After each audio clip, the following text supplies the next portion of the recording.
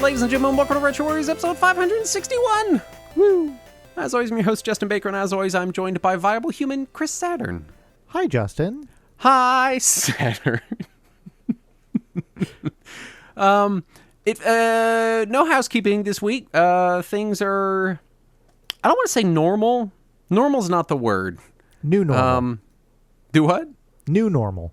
I don't like that. I don't like that either. I don't like any of it. I'm just going to say there's no housekeeping. How about that? There you go. We'll just leave it at that. We stop at the Matrix server. Go join us in Matrix.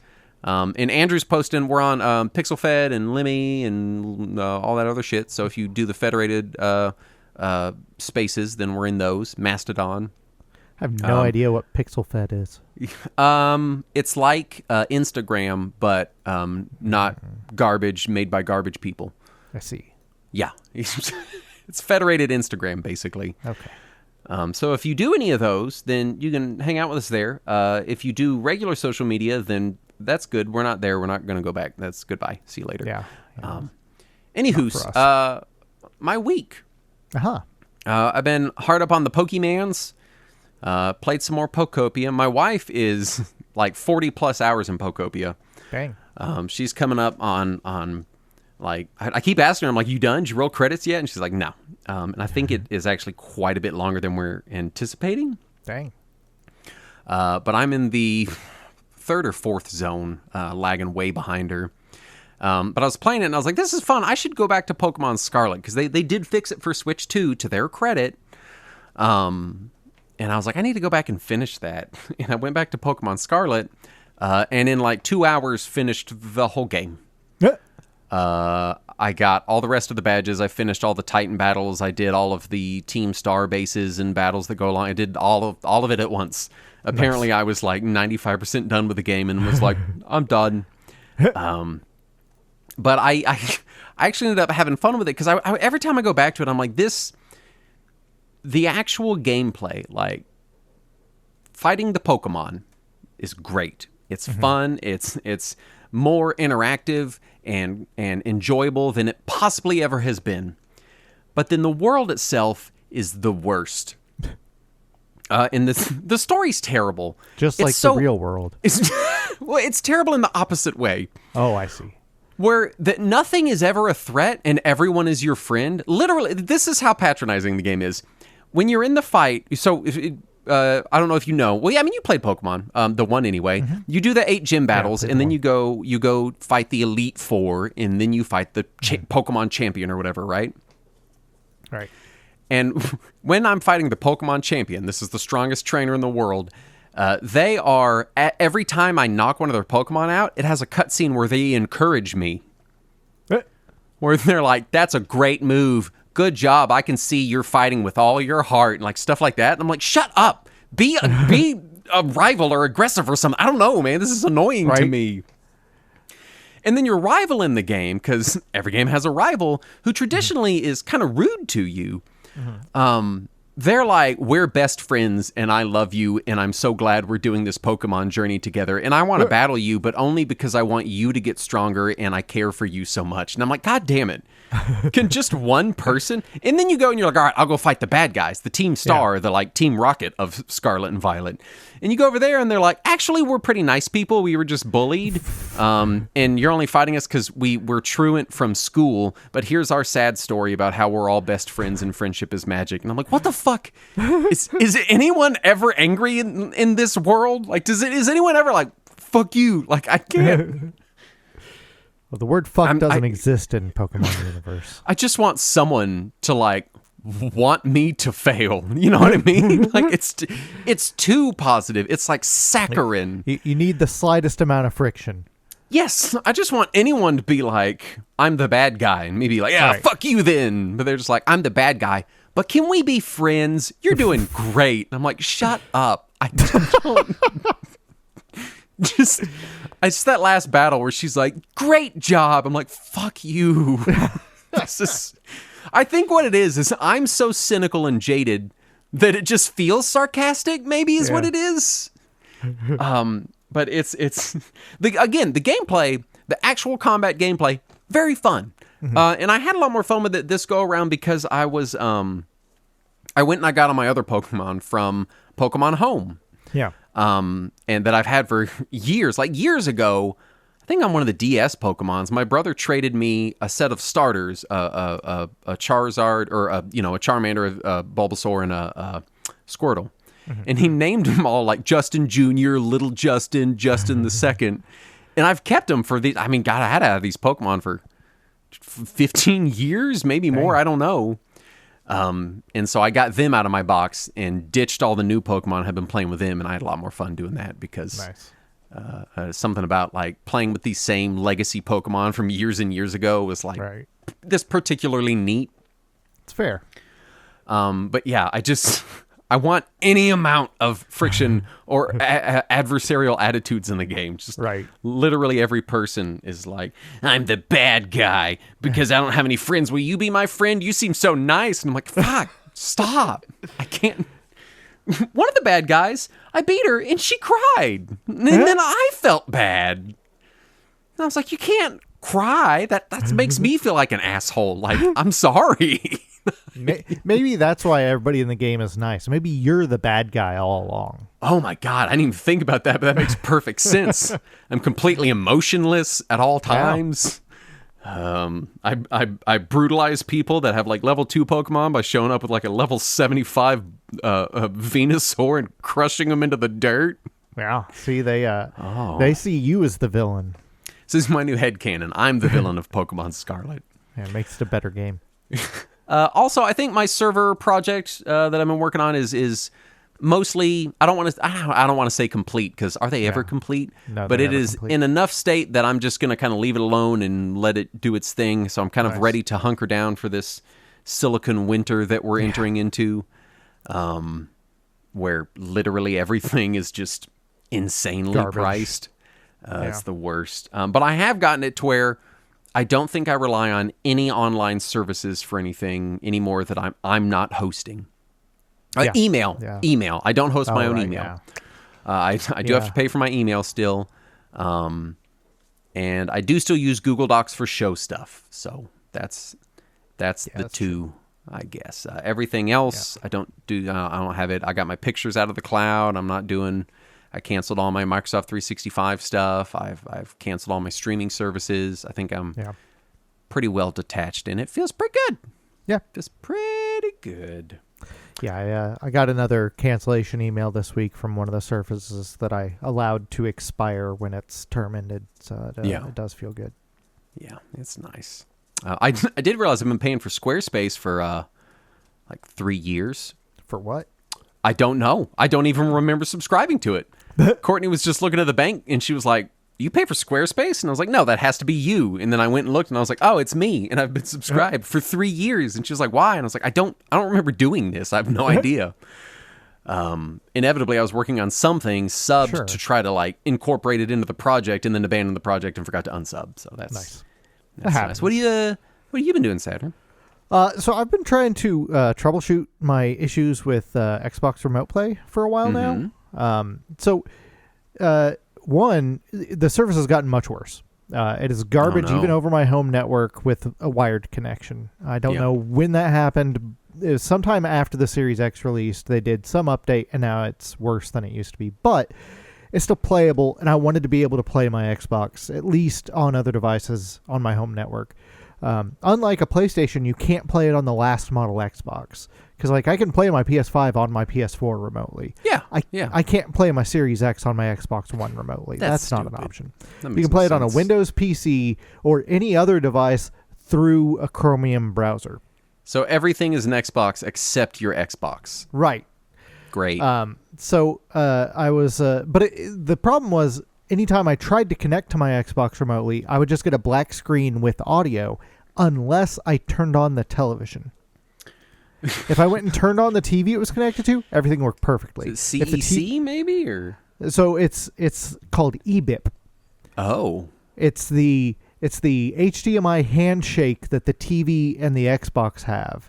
My TV doesn't provide that while it is off, while some other TVs will. It instead provides garbage data because of the VRR. And so my Xbox thought that it could not handle any resolution at all, so it was just displaying in no resolution. Oh. And I found that there are little devices called eBip emulators or eBip controllers that you can just stick in between the HDMI connection from your TV and your Xbox that will emulate the signal that the TV was broadcasting, and then you can stream it regularly. And I got one of these little guys for like $20 and plugged it in, and it works. It works great. So when I'm streaming, I don't have to turn on the TV first. It just displays. It shows the 4K signal downscaled to 1080p, which is as much as Remote Play can do anyway, which is fine. Yeah. And then if I'm playing on my TV, it still displays 4K 120 VRR. But because the little adapter guy is not technically capable of VRR, I sometimes get the slightest amount of video static, like once every 5 minutes in one frame. And Weird. I've started to notice it, and it's bugging me. And I'm like, do I just kill this device and put up with it? Or yeah, that's getting to me right now. I'm trying to decide which way I go. And they do make eBip emulators that support HDMI 2.1, and so they'd be able to handle the 120 Inevitably, VRR. they just cost twice as much. They cost like 5 times as much. Oh my God. Some of them are 10 times as much. Because the one I got was like $20, but the ones that support 2.1 start at like $180. Boof. So I'm like, I might just put up with it. But then I was also having controller issues because I was mentioning on one of the last episodes about how I was having issues with my 8-Bit Ultimate, and I finally switched it to Bluetooth and everything was working fine. The problem is, when you run it Bluetooth on Linux, it uses the equivalent of direct input instead of the equivalent of X input. And Chromium browsers do not properly see direct input. They see it as generic device. Yeah. So when they see it, they will not pass through the D-pad's hat switch controls to Remote Play. And there's no way around it. And I was sitting there trying to find some way to like fake it and emulate X input or whatever. And I'm trying all these different things. And finally, I'm like, you know what? I'm going to ask the dumb AI bot, and I'm going to see if it knows. And I asked Claude, and it's like, I don't know what to do. You're doing all the things I would do. And then I ask Gemini, and it's like, oh, this is a classic issue. Let me ask you something, because I've been working with AI to help with like server stuff lately. Do they all, whenever you're troubleshooting something, do they always go, well, that's the smoking gun? Yes, yeah, they all want to tell you about the smoking gun. What the fuck? I don't know. I don't know what that is. Multiple AIs at this point have been like, well, that's the smoking gun. Yeah. I'm like, what? Who? Yeah. What? Nobody says this. Anytime you give them an error log, they're like, we found the smoking gun. Why? I don't know. I don't know why. Anyway, so I finally decided to ask Copilot, because I'm like, Copilot is the Microsoft AI dumbass. Surely it can help me figure out how to make Xbox Remote Play work. And Copilot does the exact same things that Gemini and Claude did. And then it says, let's try something else. Try your Remote Play in Firefox, which is not a supported browser. It will work. And I'm like, no, it won't. And I try it, and it fucking worked. But it kept dropping signal because Firefox is not a supported browser. Right. And so I tell Copilot this, and it says, do you have any wired controllers? Like, for example, a PlayStation 5 controller? And I'm like, well, I do have a PS5 controller right here with the USB-C cable. And it worked fucking perfectly on everything as long as I use a PlayStation 5 controller to use Xbox Remote Play. And I hate all of this. For the record, I hate all of this. Killing it, Microsoft. You're killing it. So my solution is either use Firefox and have my signal drop out, or use a PlayStation 5 controller to play my Xbox Series X games. I mean, I like that both of them that are things that like most people would be like, that doesn't bother me, but I know that both of those things bother you. Yes.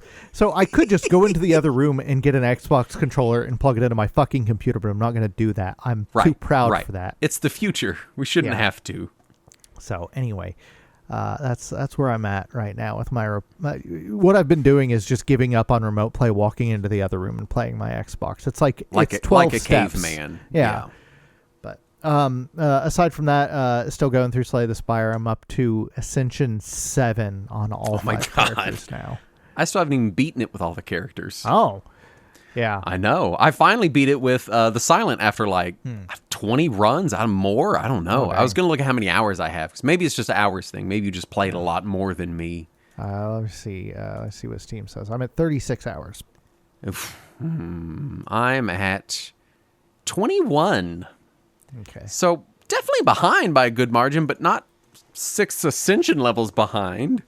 I've had some real good luck on some of these runs. I think I'm just bad at the game. I think is what I'm deciding. I can't speak to that. Just real not good at it. Now, you know what I should do? We should share some seeds. Yeah, thank you, guy in the chat. Just more evidence that Justin is terrible at card games, but loves them so much. This is true. I am real bad at card games, and I do really like them. We should share a seed, because then we'll get the same run, and we can see. It's a good call. I really do think I am just real bad at it.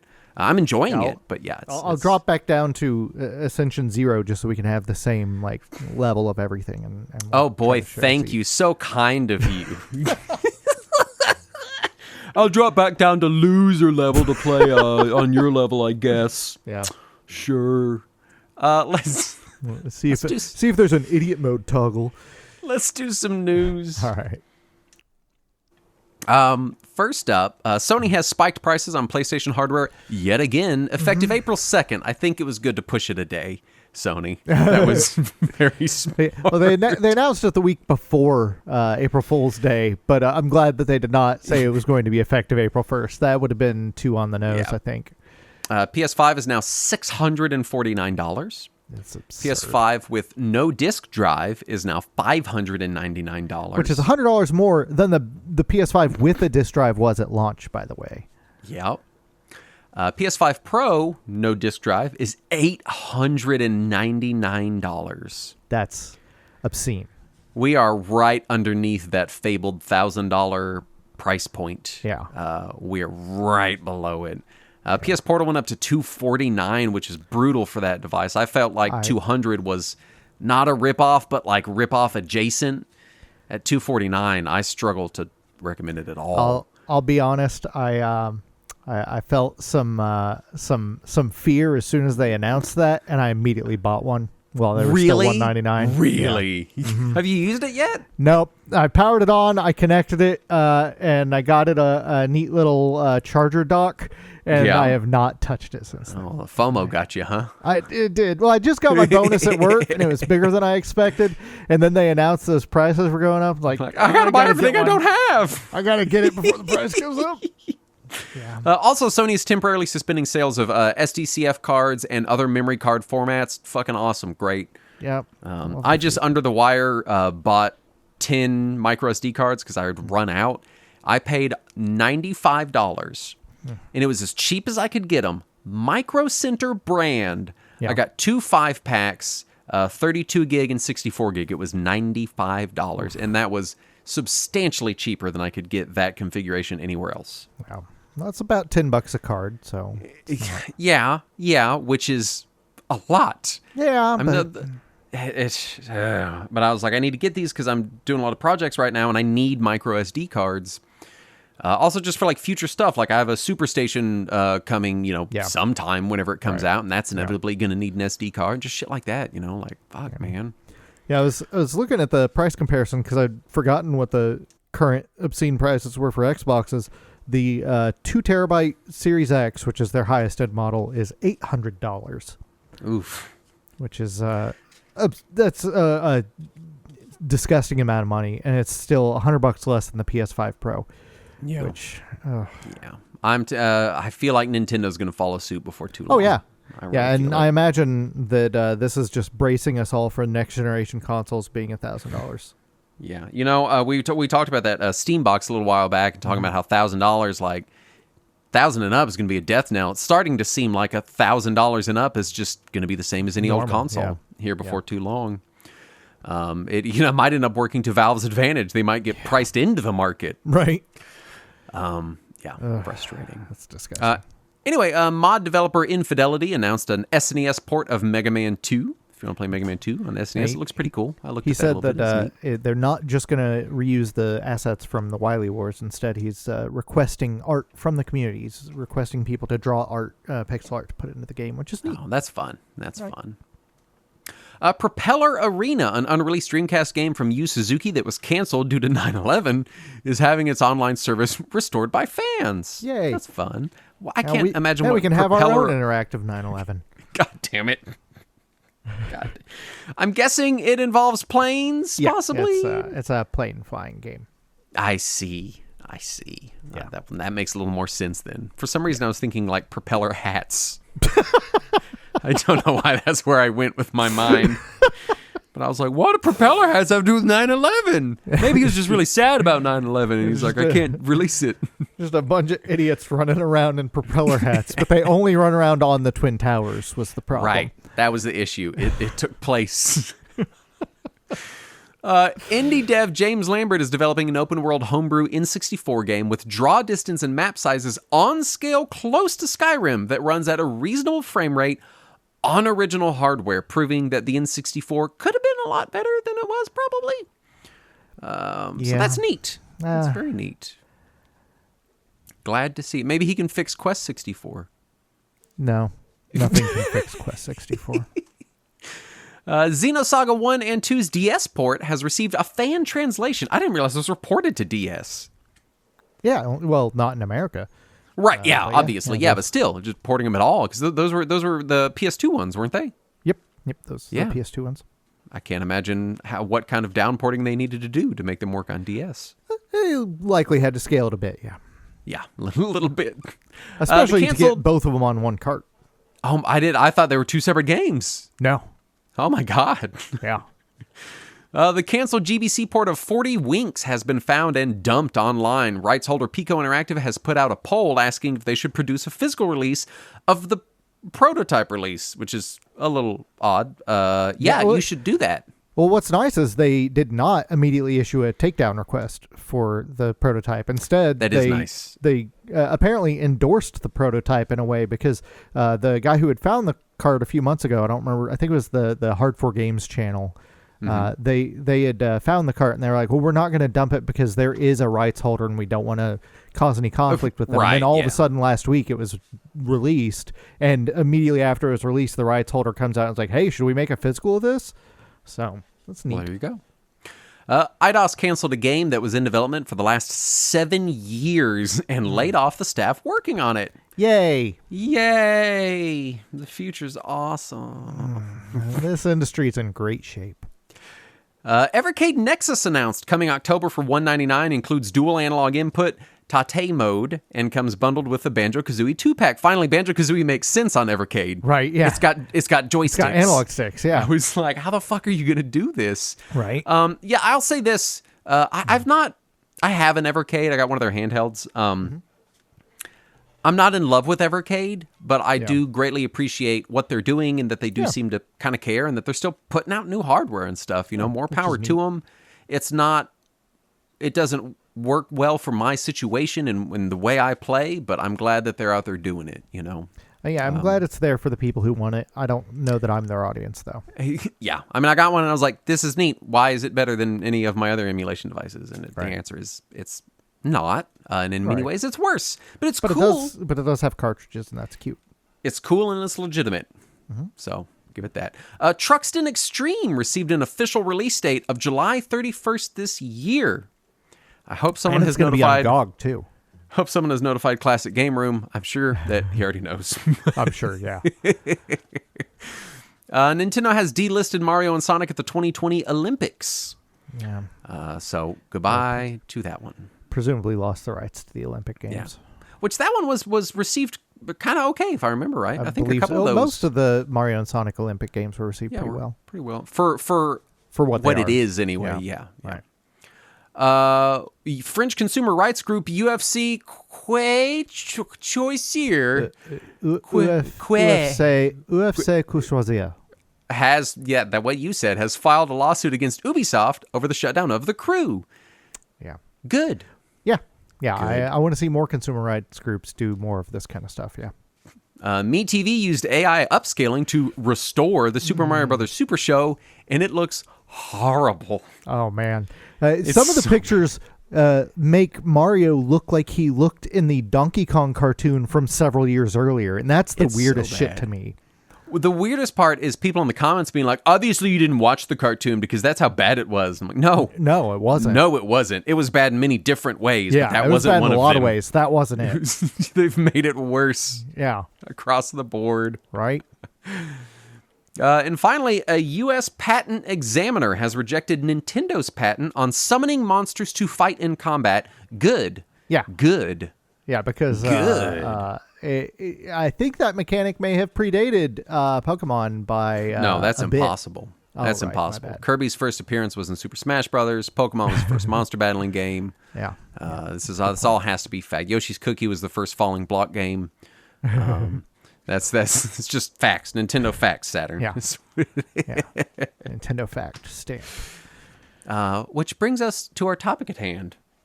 Yeah. Which is a world without the NES. World of Tomorrow. Synopsis: where Fred Savage brings his brother to California to compete in a ColecoVision tournament. California. So we can stop there. I feel like that's all of it. Yeah, we nailed it. That's it. This is kind of a weird one. We wanted to do another hypothetical because we enjoyed doing the what if Sega won hypothetical episode. We've done a couple of hypotheticals over the years. Yeah. So as far as scope, we enjoyed that episode. We want to do another one. This is, again, purely speculative and counterfactual, which means you can't prove us wrong. Right. Nobody can. Which it's the means best we're right kind of about information. Yeah, we can declare proudly that we are correct. Yes. About all of these things. Saturn, you did most of the notes here, so I appreciate that. There's not a lot to write down because it's mostly just discussion. Right. I did have some big questions I want to keep reconsidering as we go through these different sort of historical contexts that we're going to talk about. Mm-hmm. The first of it is what would we have gotten instead of Nintendo Mania? And the answer is WrestleMania. I think we already had WrestleMania. All right. We would have gotten WrestleMania 2. We needed a new Mania. Yeah. So I just want to, for people that maybe don't know, Nintendo was in the late 80s, early 90s, especially around the release of the Wizard sort of time, it was kind of treated as like a toy fad. Yeah. For anyone that's been for anyone that's been around for like Beanie Babies or Tickle Me Elmos, it was just kind of this sort of like toy fad is sort of how the media treated it. And obviously it went on to be a lot more than that. But I do think the Nintendo Mania era of the NES was really important to the industry. So I do want to keep that thought in the back of our heads as we're moving forward discussing things like what would that Nintendo Mania area have looked like instead. Which, again, that's very North America centric. This whole episode is going to be North America centric. Right. So. Yeah. To be clear, to be super clear, we are really only qualified to talk about North America. It's difficult for us to talk about what it would look like in other markets because we don't have as much information about them. We're honestly not even all that well qualified to talk about most of North America. Not really. No. I can specifically talk about a small section of Texas. Yeah, that's about pretty confidently. Yeah, that's what we've got. Which was 40 miles from your slice of Texas and apparently was totally different. So somehow, that tells us very strange. My second question that I want to keep in mind is how would the broader landscape of consumer electronics have evolved? Because I think it's important to remember the NES, while accredited in some markets with revitalizing the failing game industry or console industry at the very least, it also did a lot in the world of consumer electronics, just broadly. Mm-hmm. It was a highly successful piece of consumer electronics. Yeah. And I think it's worth kind of considering that. And then obviously, what if Lou Albano was painted blue and eating chili dogs on a poorly constructed children's program instead of, what we got? No, I think he would have been Tails. You think he'd have been Tails? Yeah, he would have been Tails. Definitely not Robotnik, though. Hey, it's me, Tails. Hey, get back here, Sonic. I did enjoy imagining that. Yeah. So let's Saturn, take us into This first section, which is would Danny Wells have been Sonic and then Lou is Tails? You think? I think that would have been pretty good. I'll take it. I'll take it. Then we have Sergeant Slaughter as Dr. Robotnik. No, it'll be God. Who was that like teen idol they had on the first episode? Oh, I don't remember. I forget who it was. It was one of them. Yeah. So this first section, we're kind of talking about like what if the Famicom didn't happen at all? Right. What if Nintendo did not make it? They came up with the idea, and Uemura never designed it. Yamauchi never approved it, and they're just like, no, we're not doing this. Forget it. We'll keep doing what we're doing. Yeah. And that starts the conversation. Kind of starts here with Sega, right? Which is where we kind of already went with that last episode, but we did a little bit, so it's kind of retreading some ground. But the question is, would the Master System have been more successful, and would it have remained on the market for a longer period of time? Again, North America specific. Right. Not talking about you, Brazil, where I think you can still buy the Master System on store shelves. Right. And since this is explicitly saying if the Famicom itself never even existed, we're kind of dabbling in Japan here as well. And my question is, would the SG-1000 have been so quickly replaced by the Mark II and Mark III, which was the Master System, if Nintendo wasn't there? Or would they have just stuck with the original SG-1000 for a while? I don't know. I think the SG-1000 was problematic on its face. Because it's basically a ColecoVision. Yeah. I think I mean, again, I'm not a huge fan of anything pre-Genesis from Sega, to be honest. I'm not the person to ask. When it comes to the 8-bit era, I'm NES all the way. But I think the Master System kind of had more identity. It felt like a more cohesive product. Like the SG-1000, from top to bottom, just felt like, I don't know, it felt like when you buy like a new computer and it's just got some random part name, Well, it feels like the... to me, whenever I try any of the SG-1000 games, they feel like the Japanese equivalent of Intellivision games, like that.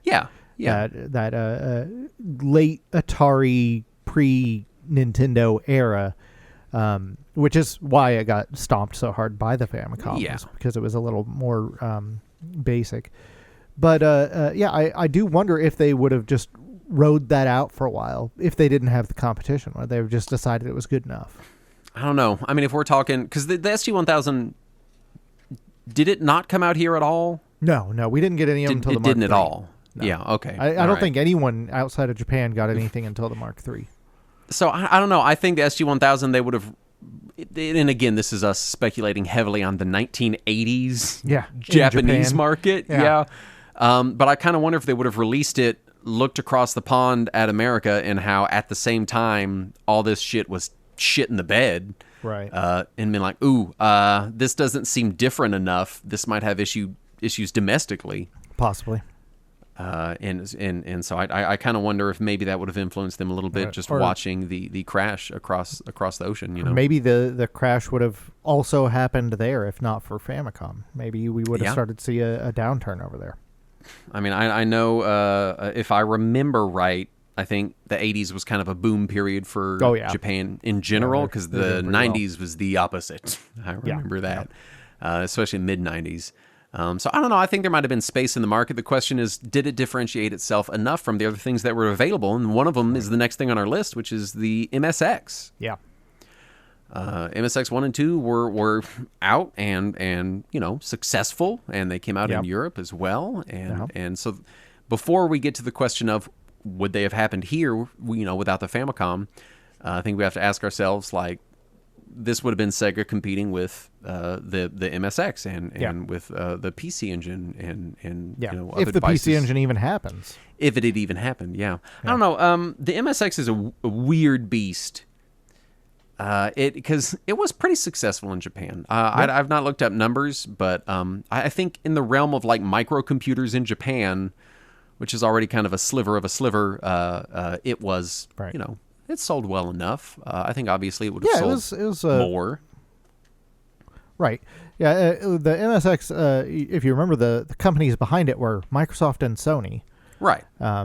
Who both had some money at the time. Sony more than Microsoft, but the they could have definitely pumped some more marketing into it. But in Japan, it already did pretty dang well. In Europe, it was okay. It did okay. I am more curious if it even would have shown up over here, if we would have seen it. I don't know. I mean, microcomputers were never really a big deal over here. Oh, it's Commodore was. Yeah. I mean, let me rephrase it. A few had success, but it wasn't the diverse ocean of microcomputers like they had like in Europe. You know, I mean, we had several that were really successful over here. We had Commodore, Atari, Apple, and Tandy. All had successful. I forgot about Tandy, and I guess I don't think about Apple in the same way because they're obviously still around. Right. Well, the Apple II was effectively a microcomputer at the time. Yeah, that's true. But I don't know. I mean, we're talking early to mid 80s. You know, when was the Commodore 64? Was it 80? 83. 80. So it was 80. No, it was 82. Sorry. So it would have been about the same time, if not a little bit later, for the MSX to have come out here because, I mean, it hit the Japanese market in 83. Right. So we'd probably be talking 84, 85 before it even hit here. I don't know that it would have made much of a splash by the mid-80s, to be honest. Yeah, I don't know. I mean, it depends on what it came with because if it shows up alongside Metal Gear and Snatcher, maybe it can get some attention. Yeah. I think... So, and this is kind of getting back to, you know, one of my key things I want to keep in mind of like, hey, you know, would any of these have, you know, tipped off their own version of Nintendo Mania, and how would this have kind of changed consumer electronics? I think there was like one of the most important changes that the Famicom made when it came to the States was shifting from, because the initial designs of the NES were like these very like home computer adjacent, sleek VCR looking prototypes. For anyone that's never seen them, it looked like a microcomputer. It had a keyboard. It looked very like I don't know. It kind of looked like an answering machine to me, but it was very like 80s sleek, right, with like faceted panels and stuff. And they redesigned it to be very toyetic, right, whereas very much like this is kind of a kid's thing. So I suspect that they did that. Even the final release of the NES was designed so that it would kind of look like VCRs did at the time. It's a little VCR-like, but I think they took some of the sleekness away and took all of the computerness away. Yeah. And so I wonder if maybe at the time the market was just kind of shifting that direction where it was like, people aren't buying a lot of like smaller microcomputers. Because the MSX is very much like, it's a microcomputer. Like it's the little deck and it's got the keyboard built in, right. You know. So I kind of wonder if maybe there was some concern in the market of like, hey, we don't want to be throwing new computer platforms out there. Before NES was successful, everybody was shifting to microcomputers because they were outselling consoles in the U.S. at the time. Sure, yeah. So I wonder if the NES hadn't happened, would they have continued to shift more towards microcomputers? And that would have given MSX a chance. Yeah. I don't know. That's a good question. I mean, like as a piece of hardware, releasing in the mid '80s, would it have? You know, because it's not the beefiest machine. I think it's a touch more powerful than the Commodore 64, though, which would have been its key competition at the time. It was a Z80, 8 to 64 kilobytes of memory maximum for the MSX1. Yeah. And the graphics for the MSX1 were a TMS 9918. Yeah, I think the MSX1 would have had a harder time competing, but if they had jumped straight to the MSX2, I think you could have seen some traction there. That's fair. I mean, really, if the NES didn't happen, the question is, like you said, would microcomputers in general have continued on? And exactly. And I don't know. Because it kind of seems like NES comes out and then post-NES, it's more, the computer market really sort of crunches down a lot. Yeah.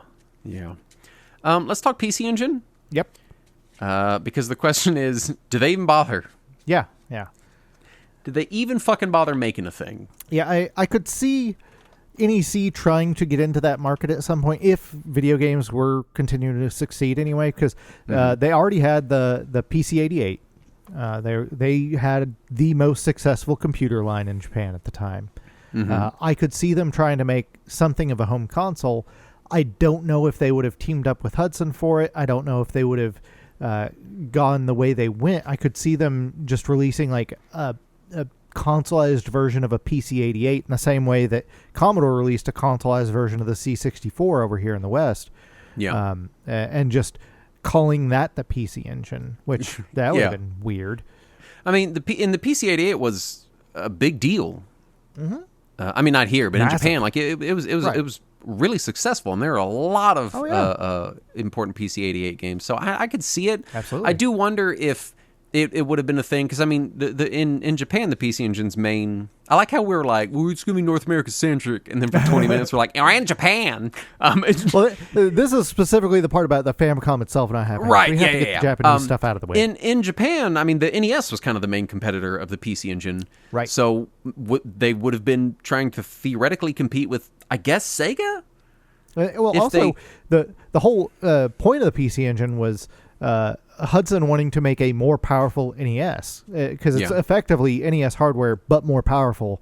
Right. And so that was their whole gimmick behind it, was we want to keep making NES style games, but we want some more juice to be able to make them with. And that was Hudson's whole imperative of making the PC Engine. So without that base of the NES to come from, what do they do? Yeah, I mean, I could see them maybe releasing a less powerful machine, trying to compete with Sega in that whatever console space exists, in the non-existent power vacuum of the Famicom not happening. Right.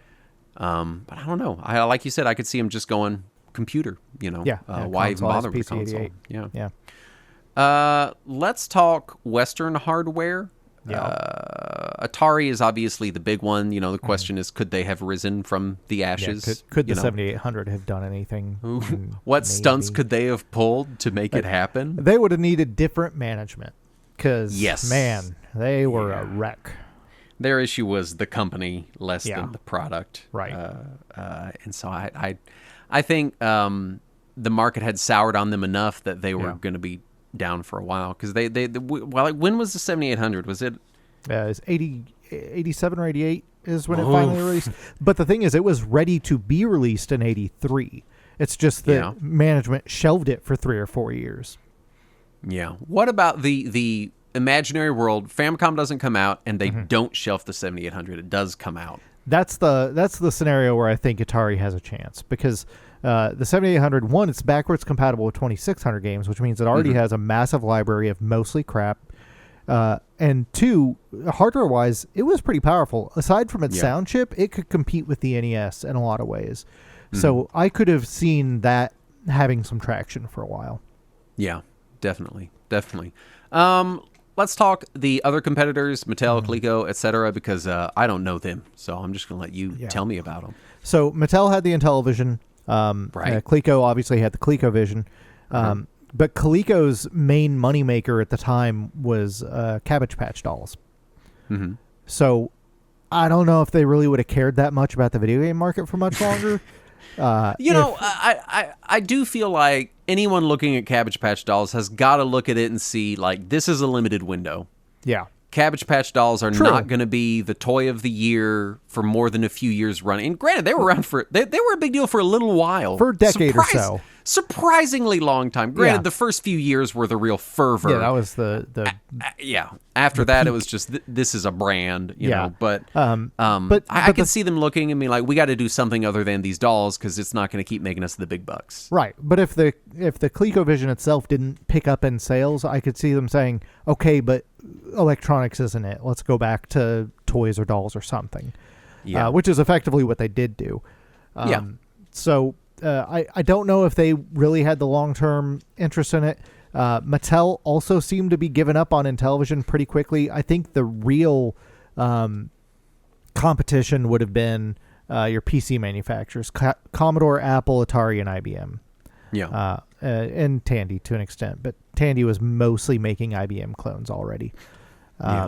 So I think that Commodore and Atari were the most likely, if they had properly pitched their microcomputers as home video game systems earlier. So I have a question.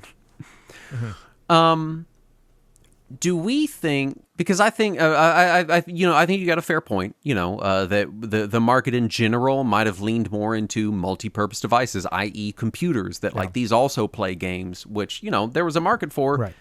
Here and abroad. But obviously the console market rose alongside it. But if in this imaginary world, the Famicom never comes out, Coleco pulls out, Atari has crashed and burned, everyone's like, yeah, maybe this console thing was just a fad, which, to be fair, at the time, the running theory at the time. The sentiment, this was just a thing. It was a big deal for a few years, and now we're moving on to the next thing, which is Cabbage Patch Dolls or Pound Puppies or the late 70s version of lawn darts. So everybody got an Atari for a while. Creepy crawlers, whatever the next thing is, easy bake ovens. So my question is, if we're leaning more into microcomputers, that does put us more in the multimedia space. I think it would push us into the multimedia space earlier. Yeah. And I think that means that we would have been pushing into the FMV space earlier. So my question to you is, assuming these things happen, we all lean microcomputers, which pushes us into CD-ROMs and multimedia, and that's what the market's excited about. Animated menus on your CD-ROM or whatever. Does FMV stick instead of sort of being a thing that we do for a few years and then go, actually, this is terrible, and move on with our lives? So the question I would have is, when could we have gotten to that? Because by the time CD-ROM was really viable in a consumer product, we're already looking into the 90s. True. And that means that they would have shown up at basically the same time we did get them. And I think that in that scenario, we all still would have realized how bad they were. You think so? I do. I don't think that our tastes would have been that different, because we still had arcade games to play. So we knew what real video games were. We didn't have to put up with this. And I think we would have seen it and seen how bad it was. I've picked up on this kind of thing where there was this vibe amongst some wrongies out there that it was like, yeah, we've got these arcade games, but these FMV games are the like next generation of what video games are. This is like what we're moving in, which, I mean, that was the pitch. Yeah, that was what was pitched, but I don't think anybody bought it. I don't think anybody would have bought it in a different scenario either. I don't know. Because I mean, have you played them? No, I have. Don't get me wrong. Yeah, they're bad. I'm not going to bat for FMV games. Right. I'm just saying, if we don't got Mario 3 at home, but it makes them look a little better. I think that pretty quickly everybody would have been like, we could play solitaire instead. I don't know. I think we could have. I think the market would have leaned into it a little earlier than it did, because we would have been putting more time into computers, and then it could happen a little earlier, been a little more impressive I think it has because a it happened a little earlier. Okay. If Warner hadn't sold Atari, if the 7800 came out earlier and was moderately successful, and Atari followed up the 7800 with a console with a CD-ROM drive or a CD-ROM attachment, I could see a chance of FMVs taking off because of Warner's management and them using Warner Brothers Pictures production quality in the games. Right. If we had had better actual production quality, that could have done it.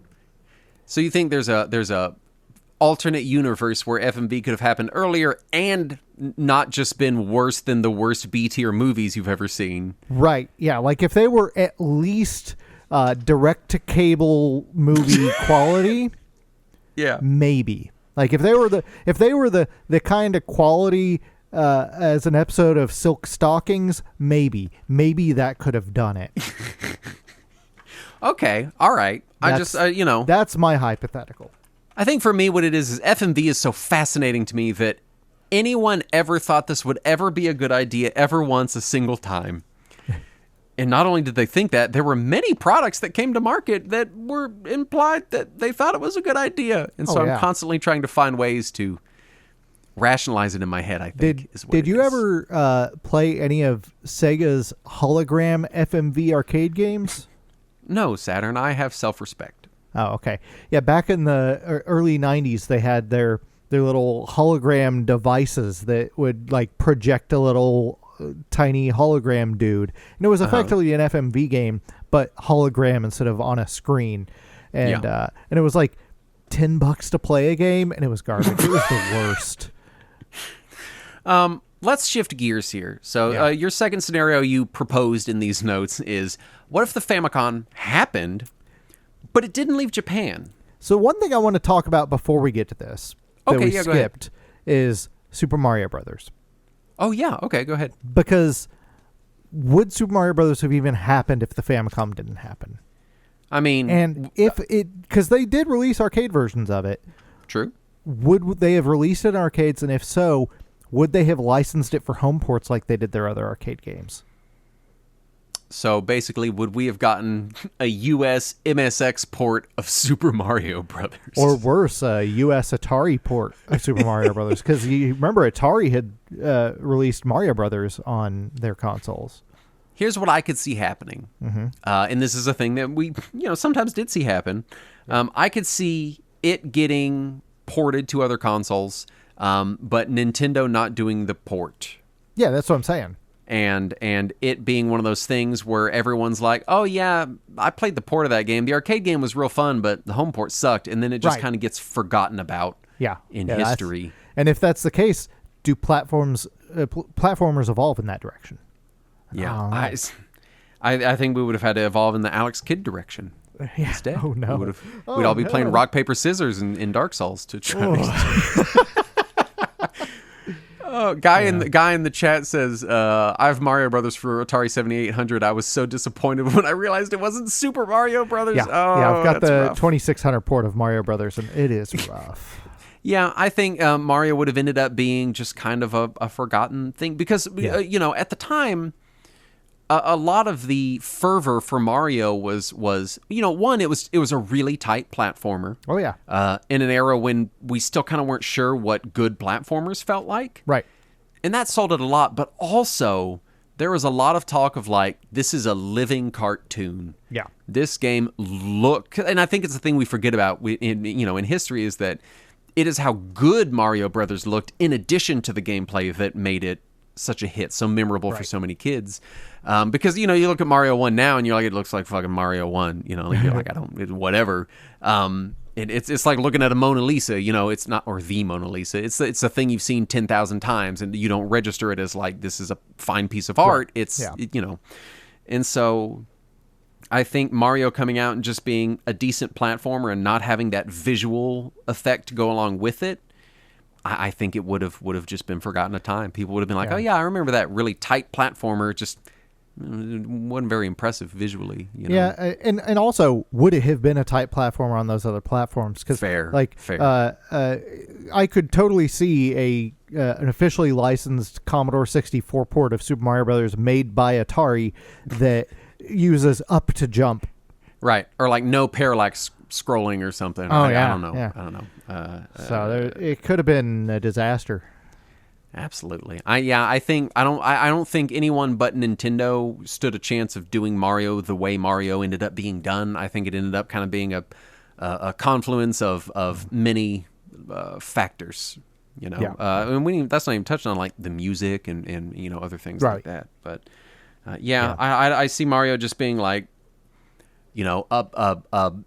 a Mr. Gimmick or something, a well-remembered but relatively obscure platformer that people are like, oh yeah, that was a real good game. No one talks about that anymore, which is weird to think about.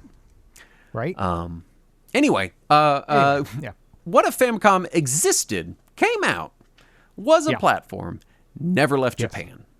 What does this look like? What does this mean?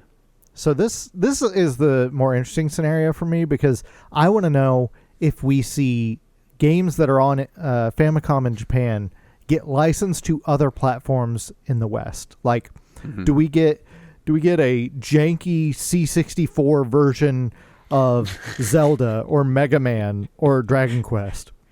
I did put it in the notes. I want to think about like what would Zelda look like on other hardware, right? Because I can't even imagine. I imagine it would look like Gauntlet. It would look like Gauntlet. I think you're right. Link would just be replaced with the elf sprite from Gauntlet. I think it would be rough. I think it wouldn't come with any of the extras that were in the box that added to the experience. Certainly not. I wonder how much worse the translation would have been.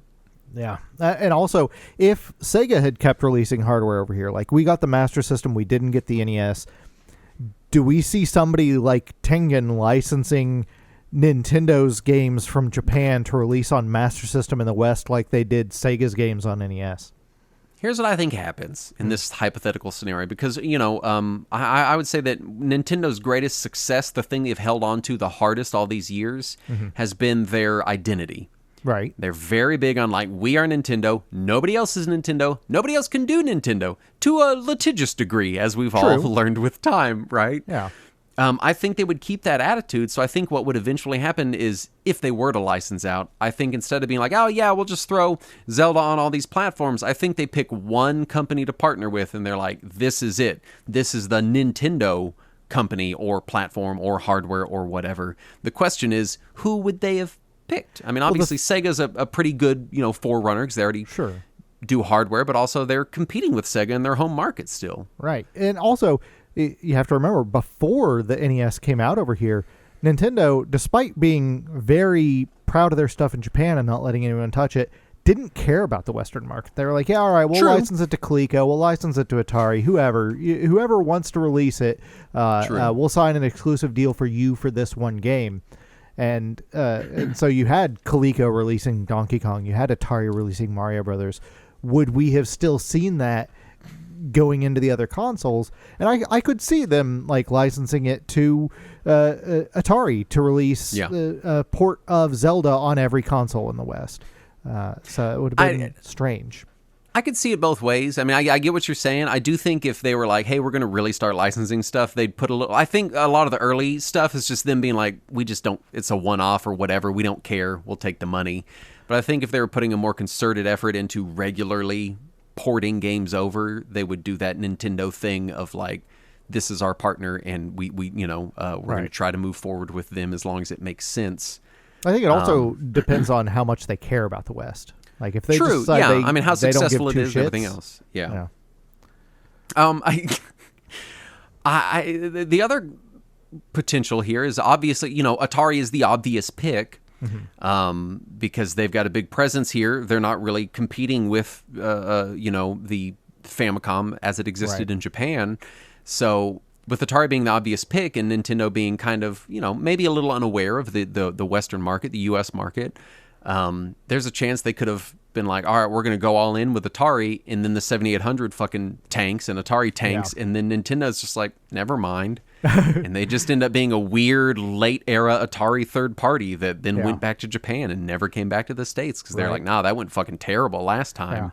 And that's kind of what happened with Atari's port of Mario Brothers, because Atari released it on basically every platform. They released it on Commodore, they released it on Atari, they released it on all the different Atari platforms. I think they released IBM and Apple versions of Mario Brothers that were published by Atari. Yeah. And then Atari just kind of started to tank. Yeah. I don't know. As far as, I love the thought experiment of, what if Famicom games look like licensed on other hardware? Yeah. What does it look like going into the next generation? Because presumably if they release a Famicom in Japan, they might still release the Super Famicom. Right. What does Link to the Past look like on the fucking... I don't even know. Yeah. Pioneer Laser Active. I don't know. As the CDI port of Link to the Past. Oh, God. Would they have still teamed up with Philips and maybe done some more traditional games? You know what? Here's a scenario. I could imagine happening. They still team up with Philips for whatever reason in the CDI, but then they go, hey, we've also got these regular just kind of like 2D games that would run on your platform, and then the CDI ends up becoming a success because they've partnered with Nintendo. And they got these goofy FMV games, but they also ended up with some late ports of some Famicom games. Yeah, I think that if they had done the Super Famicom in Japan, which they most likely would have, I think at that point they would have either released it in the West or licensed it for release in the West by that point. I don't know. I still like to imagine that they don't, and then they team up with Philips and the CDI becomes the most popular console of all time. You have to remember, before they teamed up with Philips, they were teaming up with Sony for a while there. True. So there would have been like a 3-year gap of early Super NES games before they ever teamed up with Philips. That's true. But don't crush my dream. That's our next hypothetical episode. How could the CDI have been a success? Can we even come up with a because obviously Philips thought it was going to be. So can we even imagine a scenario where it is? No. Although the CDI existing does kind of fly in the face of my notion of like Nintendo really caring about their identity, because this was long after they had been very clear that like we are extremely protective of our brand, and then all of a sudden the fucking CDI happens. Hotel Mario. Yeah. I just love the idea of visualizing what janky ports of some of the favorite NES games look like on other platforms. That's my favorite part of this whole scenario. Going into the late 80s, I could even see them like, hey, you know, the Famicom's been out for a while. Here in Japan, we're working on this Super Famicom thing. We might license it for the States. And so we want to kind of get some Famicom stuff out there. Right. So let's release like some DOS collections of Famicom games. I think that could have been a real seller, you know. I could absolutely see like early Mac ports of like Balloon Fight, you know. I could see him doing like 2 or 3 black box games per set, you know. I mean, like, hey, you know, it's Balloon Fight, ice hockey, and Excite I don't fucking know, Punch Out or something. And then having one that's like it's you know, Zelda and Zelda 2, and then one that's like Mario 1 and 2. And you know, in this scenario where the Famicom itself doesn't leave Japan, a lot of those FDS games never get Famicom ports, so they're disc exclusive forever. True.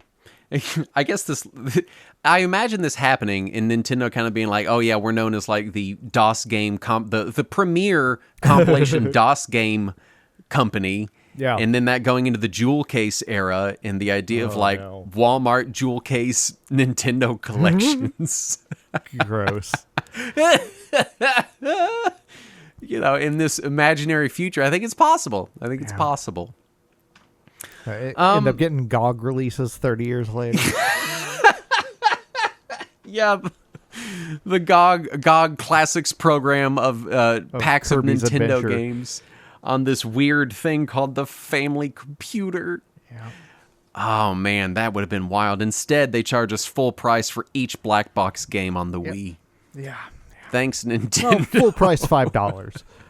Yeah, for a black box game, it's ridiculous. It's ridiculous.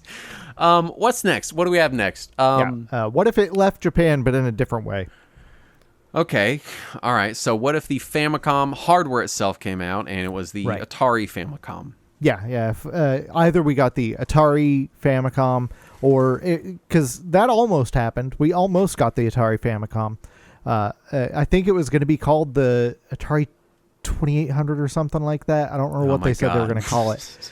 But if that didn't happen, if the deal with Atari still fell through like it did in reality, could they have signed a deal with Coleco or Mattel or someone, Magnavox, you know, somebody to release an NES over here that doesn't have Nintendo branding? Would that have really even changed anything? Because, I mean, as it is, Mattel basically released the NES in Canada and Europe.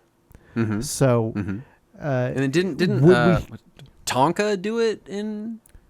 Tonka did the Master UK? System in the U.S. That's what. Okay, that must be what I'm thinking of.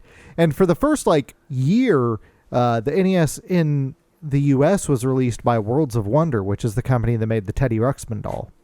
Oh yeah, I forget about that. And then Nintendo took back over distribution after they had made enough money.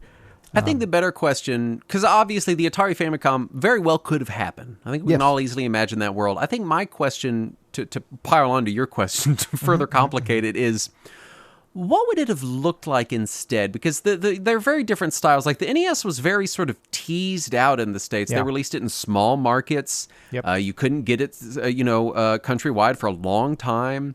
Like it was a good like year or two slow roll release. Yeah. Before Nintendo Mania hit and they exploded in the market. Like you buy it everywhere, it's all over the place. The question is, how would Atari management have handled it? You know, what would their style of releasing the Atari Famicom, the Atari Entertainment System, have been? I think they would have just flooded the market with it like they did all their other hardware. That's fair. I think at this point they're kind of desperate, and they see they got something good on their hands. Right. They've already shelved the 7800, and this thing kind of seems on paper a little bit better than it. Yeah.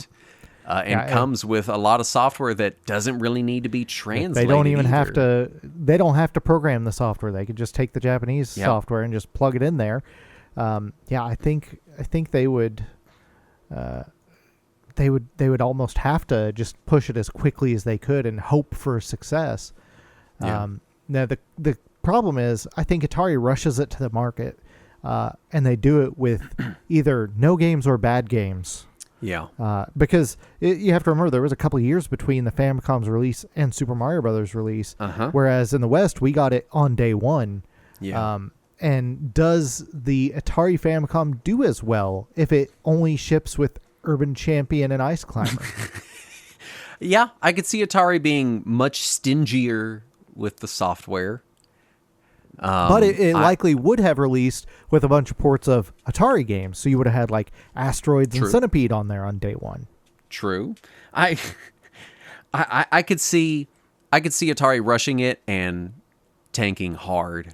The other thing that I would fear if Atari released it is they would have seen the gamepad and been like, that thing looks stupid. We're known for our joysticks. We're going to release it with a joystick. And it would just be a 4-button joystick. Yeah. Yeah. Because really it's a multi-stage question. One, the first question is, was the weird way they teased out the NES part of its success? And I do think it was. I think it ended up standing the test of time because it was a good product. But I do think that at least kicking off that initial Nintendo mania, I would partially credit it to this kind of weird release where it was kind of this like fabled thing in some markets for a little while there. Teased out for a while. But then obviously, it had its own identity, and I think making it part of the Atari brand, who just a few years earlier fucking tanked everything, giving it a generic name and a generic controller and not hitting us with Mario day one. Yeah. I think that all coalesces into a platform that, much like the Sega Saturn, gets remembered for having really awesome games, just not here. Yeah. We got a few good ones, but all the really awesome Saturn games are in Japan. I could see it very much having that same vibe of also much like the Saturn, they tanked the release. Yeah. And all the good games on it didn't make it over here before they were like, we got to pull the plug on this. I could see it very much being that same kind of deal. Alternatively, I could see Atari, since Atari was already shifting into computers at the time, because the Atari 400 and 800 Atari STs were doing well. They were starting to pick up some steam. I could see them shifting it into more of a computer device, because if you remember the original pitches for the NES that Nintendo showed in America, they were showing it with its keyboard, with its tape deck. Yeah, that's what we were talking about earlier. Where it was very computer-like. Totally. And I wonder if that was part of their pitch package to Atari was, look, you can release it as a computer, and maybe that's what Atari goes with. And they're like, yeah, we are going to release it as a computer. And it was just an Atari home microcomputer that didn't require its own monitor. Would have been. I think there's a potential world where that happens, and then Sega shows up with the Master System, and is like, "Hey, look at this thing," and everyone flocks to that, and forgets about the NES computer. Right. Yeah. Absolutely, I could see that. Very different world. Let's talk Sony. Yeah. Yeah, because this is 80s Sony. This is weird Sony. Yeah, this is Walkman era Sony. Yeah, experimental, crazy Sony. Do you think they would have, if everybody else dropped the idea of releasing the Famicom and Nintendo hasn't released the Famicom, do you think Sony buys the rights to release it in the West? I don't know. And if they did, do you think we ever would have seen a PlayStation? I'll say, for the sake of just having the discussion, because obviously me just going, no, I don't think they would have, which is kind of what I'm leaning toward, doesn't make for good podcasting. Yeah. So let's assume they, for whatever reason, are like, the Walkman was kind of a weird idea, but it was a megaton hit. What if we do something else in the consumer electronics? What about these video games? Sony did release the MSX. True. Yeah. So like you said, along with Microsoft. Yeah. So they've got, so they've some got skin in that game a little bit. Electronics cred in this area. So let's say they release the Famicom, and then I don't think we get the PlayStation. I think we do get the Nintendo PlayStation that we didn't get. You know, I think it drives that home even more. Yeah. And I think it puts Nintendo. What the weirder question is the trajectory it would put us on, because that would mean Nintendo is then early on embracing the CD format. Yeah. And then that would change their whole trajectory through the 90s. Yeah. And at that point, do we ever see Nintendo try to come to the West? Or do they just stay with their deal with Sony and let Sony release their stuff outside of Japan? Yeah. And then it just becomes a thing where they're kind of just this sort of Sony second party. Yeah. You got Sony in the West and Nintendo in Japan, and maybe the two companies even merge at some point. Yeah, I could see that. And then yeah, I don't. It's a less fun thought experiment, right? Yeah, that gets into because it just sounds boring nonsense. and too real. Yeah, but I could see it. I think it's possible. I want to get to this last question that you put in here because I didn't even think about it, and I love this question for reasons that'll immediately become obvious. Yeah. What if the NES didn't happen, but the Game Boy did? Yeah. Because you put in the notes the very good point that the Game & Watch was coming out here, so it would still make sense for the Game Boy to come out, even if the Famicom hadn't. Yeah, because they had done little handheldy things in the West already. I think we could have seen a Game Boy, but I think it would have been Game & Watch branded, because just throwing a whole new brand out there doesn't make sense when you've got an established handheld brand. But would it have a watch on it? It'd be the Game and Boy. I could see them just like sticking a little Casio watch inside of it and just having it like display down there next to the speaker. What I could see is them coming out with the Game & Watch Boy. I don't even know if they'd call it like Game & Watch multi-console or something. It having a couple of built-in Game & Watch games, and then also doing cartridges. Yeah.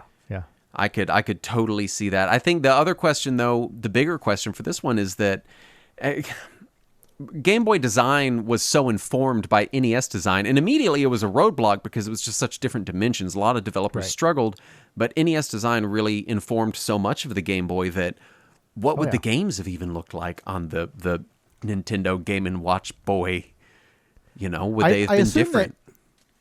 If the Famicom had still released in Japan, I think we'd see mostly the same games on it. Okay. Obviously, Western third parties would have been real different, probably, but they would have struggled to catch up, which is fine because a lot of the early Western developed Game Boy games are trash. So it's okay if we don't. They're have like, those. so it's a Tiger handheld, and everyone's like, no, it's so much more than that. And they're like, it's a Tiger handheld. We're gonna release that. If we live in a world without the Simpsons Escape from Camp Deadly, I think we're okay. I think we'll be fine. I think we'll survive that world. But yeah, I think that if the Game Boy releases, but Famicom is already out in Japan, Nintendo NES never comes out over here. I think the success of Game Boy spurs Super Famicom to come to the West. I don't know what they call it. I think here's a weird thought. I think Super Famicom comes over, but at this point they've got the Game & Watch brand is what is successful here with their Game & Watch multi-console handheld thing. It would kind of have to be a Game & Watch branded Super Nintendo. Unless they just went with the Game Boy name, because the Game Boy name wasn't based on anything. There wasn't it wasn't. It was very much Boy. It was its own branding or whatever. Yeah, definitely. So they released Game Boy as its own thing, and then they decided to release the Super Nintendo as Game Man. The Nintendo Game Man. And then the marketing's like, not a boy anymore. Exactly. You can see it, can't you? I could totally fucking see it. And it's so stupid. I'm imagining, like, they got a Game Boy with a little ball cap and a lollipop or whatever, and then he gets struck by lightning, and it turns into a Super Famicom with big muscly arms and legs, and it's like, Game Man, time to grow up. Yeah. Oh, man. Oh, it'd be so stupid. It would have been so dumb. I love it. I love this so much. I want the Game Man to be real. I need it in my life. And then when they finally released Virtual Console on the Wii, You'd have your Game Man games, but then Famicom games would be released as like Game Man Zero games. Game Man Gaiden. Yeah, there you go. Game Man Gaiden games. No, I love this. I do still think the Game Boy would be somehow Game & Watch related, themed, maybe colored, or I don't know. I could see similar packaging or something, or maybe just a big sticker on the front that says "From the makers of Game & Watch." Yeah, something like that. I could have. I think it would be dumb of them to not tie those two brands together. Yeah. But I could I could totally see the Game Boy and the Game Man. I just feel like that's the dumb kind of shit they would have done. The Western marketing team, I think they absolutely would have seen that and been like, well, the home console has to be Game Man. It's got to be the Game Man. Yeah. Or you know what? Maybe we get more inclusive. The Game Person. Okay. But that doesn't imply that it's an adult because boys are persons too. True. So the Game Adult. Yeah. The Game Adult. God damn it. I love the Game Adult. It's followed up by the Game Adult 64. Which uses CDs because they don't give a shit about that anymore. They're like, sure, we'll use fucking CDs, whatever. I don't fucking care. We've gone from parallel reality to ridiculous reality. To stupid reality. Were there any more? I think we've kind of I think we've covered the important stuff. Run the gamut. Here's the thing that I do want to say about all of this as a final thought is, for some reason, this hypothetical has been much harder for me to wrap my head around than the last one. I think for two reasons. One, we had a lot of these very adjacent discussions with our recent hypothetical episode, which is what if Sega won? Because there's a lot of talk of like Nintendo might have closed up shop and blah, blah, blah. So kind of the same discussions in some ways. Yeah. But also I think, at least here in the States, for people of our age and older, the NES was just so foundational that it's hard to imagine what it would have been like without it, because it was such a big deal. Even without the North American market, the NES was so foundational between Zelda and Mega Man and Castlevania and all these franchises that basically created genres. Without that, where even is the game industry today? So it's really tough to imagine. Not even just product-wise, but like legal-wise, the way companies handle themselves. Like there are a lot of court battles and things that kind of set the precedent for what the game industry looks like, how it operates. There's so much of like, I hate to use the word gamer culture because I hate it, but there was a lot of, the culture of video games was very defined by the NES early on in mid to late 80s, and so it's difficult. And also our entire infrastructure of video games is based around how Nintendo did the NES in North America with the third-party licensees and everything. Because prior to that, if you didn't want Atari to publish your games on the platform, you had to reverse engineer everything and release your own janky version. And it wasn't until Nintendo that we really started to see homogenized third-party releases. So without that, do we see the same format that we see today? It's kind of like having discussions like, what would art look like if paint was never made? Where it's like, that's kind of necessary to a lot of it. So it's hard to say. All just drawn in charcoal. And of course, my struggle with all these hypotheticals is kind of what we did here at the end, where I just want to come up with the stupidest possible scenario that I think might have happened. Yeah. Because I hope somebody in our chat has some artistic ability and can show us what the Game Man packaging would look like. I would love to see the Game Man and the more inclusive Game Adult. I think both the Game Adult. Yeah, I wanna know. Could you have seen? Because could you have seen Nintendo? Now we're getting totally off topic, but in my head, the joke on the playground when I was little was, "Where's the game girl?" Right? That's the joke. Yeah. Because for people that maybe grew up in a better world, all toys were gendered when I was a child. All of them, all of the time. And even the ones that weren't obviously gendered, there was opinions on which gender was allowed to play with them. Right, yeah. And so every toy would have like a boy version and a girl version. Right. And I could see Nintendo being like, well, we have the Game Boy. I guess we also have to do a Game Girl version, you know. Well, there was I want to say it was an EGM April Fool's joke one year about the Game Girl releasing soon, and it was just a Game Boy but pink. But pink, yeah. Anyway, we do have, I don't want to forget about this. We did kind of answer the question already, but Andrew has been asking for listener questions on Patreon. Yeah. And I think they're free, so even if you're not like on our Patreon, you can go like log in and answer, you know, if you're or ask questions if you want us to answer your questions on the show. Kai Uwe Lingvar asked us, it feels like my only question would be the obvious one you're answering. What would the video game market be like in a world suffering from the video game crash? What could have taken their place, if anyone? I think the conclusion we came to is most likely home computers or Atari. Yeah, I think is where we sort of landed. Yeah, assuming that the Japanese market didn't turn out drastically different than the rest of the world. There's a chance the PC-88 could have actually made some impact outside of Japan. Who the fuck knows what happens there? Yeah. And who the fuck knows what happens on our Patreon? At patreon.com/ You don't. You have no idea. Will you tell me? No, I won't. Oh, no. Patreon.com/Retro Warriors. You can get Talking Wizards. You can get uncut versions of this show. You can get our read-along show that we now attempt to stream live on Patreon, but it always doesn't go so well, but we try really hard anyway, and maybe we'll fix it next time. Sorry. All kinds of cool stuff like that. And we want to thank the following patrons for their kind donations, starting with William Bronner. And I'm going to pronounce this wrong. Paweł Zielinski? I'm going to pronounce this wrong. Yeah. Eat v bananins jingezond. I think I pronounced mine less wrong than yours. I think mine is the name of like a Cthulian god that I can't pronounce. I think I'll go crazy if I pronounce it correctly. But at least they'll have power over us all, right?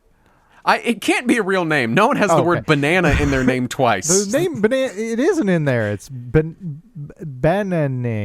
Oh, okay. Eat veal, but bananins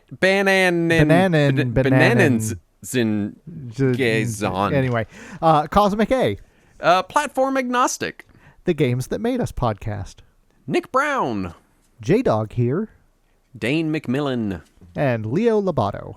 They all gave us money. We thank them kindly for their kind donations that were kindly donated in the most kind fashion possible, indeed. I presume. I have no way to prove my hypothesis. Unless you hatefully donated.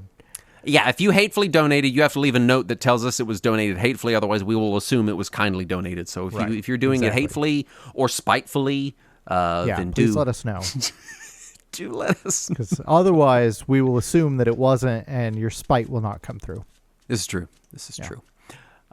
Anyway, thank you for listening. We'll be back next week. And as always, let us cling together.